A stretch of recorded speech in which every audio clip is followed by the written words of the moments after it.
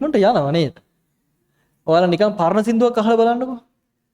අම්මෝ වයි බෑ දැන් ඔයාලට දැන් අපි ඉස්සර කාලේ පොඩි කාලේ ඔය අප්පච්චිලා එහෙම සින්දු අහනකොට මේ ආපෝ මොනවද ඔය අහන්නේ කියලා කියනවා හරිද? හැබැයි ඒ සින්දුම දැන් අපි අහද්දි නිකන් වෙනම ලෝකෙට යනවා.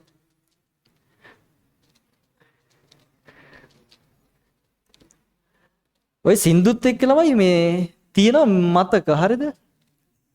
සින්දුත් එක්ක මතක තියෙනවා. නැද්ද?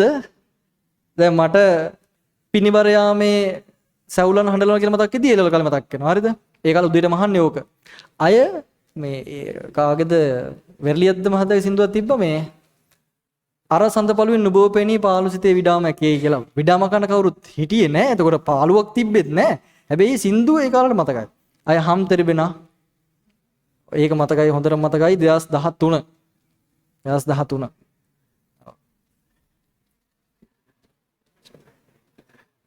ඒ කාලේ ආශිකී නේද පිස්සු. රයිට් හරි නේද?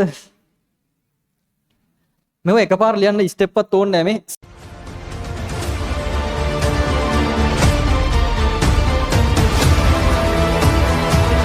අද්විතීය සංයුක්ත ගණිතයේ ගවේෂණාත්මක සන්නාමය මදුෂාන් නිරංජන්.